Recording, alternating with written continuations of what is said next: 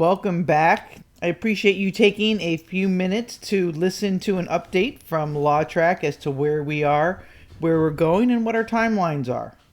We have been working really hard behind the scenes to make sure that we have everything ready and available for the testing agencies by the end of the year.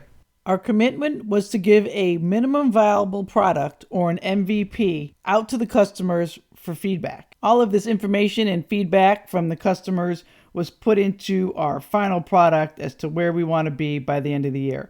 So let's take a look at where we are.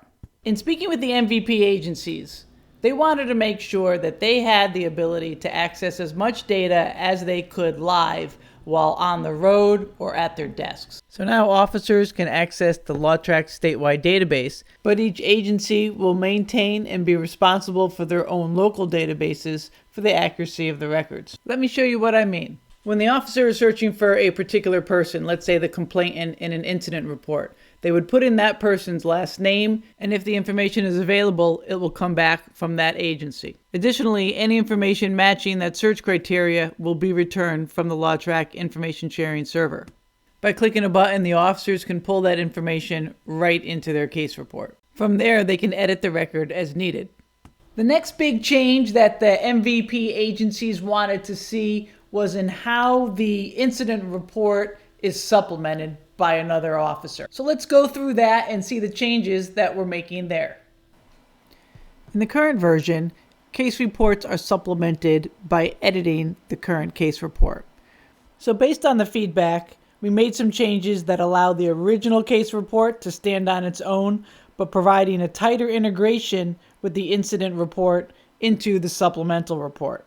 Officers will be able to add in additional persons straight from the incident supplemental.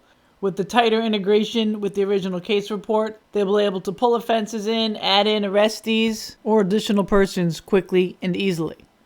Next, I wanted to quickly run through just a few of the pages so you get an idea of the look and feel of the new version.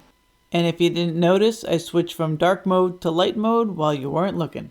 For the sake of time, I wanted to speed this up a little bit, but I did want to show you the first one, and that's the property check report. We tried to lay out the screens in an easy-to-read format for the officers, while at the same time being cognizant of the size of the laptops in each of their cars. Next, let's take a quick look at public contact and warning tickets. I'm sure these forms are similar to the ones you're currently using, so learning the new system should be relatively straightforward. Lastly, I wanted to give a shout out to all of you that responded, telling us which reports that you used.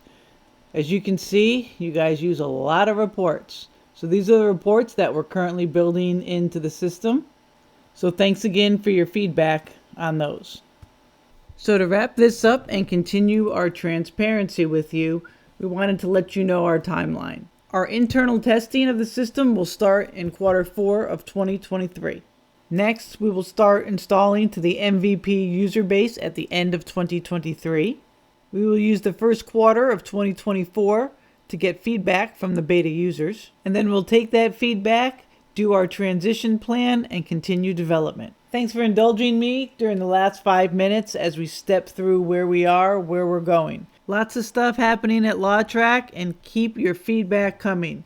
As always, make sure you email, call, text, however you can. Get a hold of Todd, give him your feedback on what you want to see in the app and any improvements that could be made. Appreciate your time so much. Thanks for watching.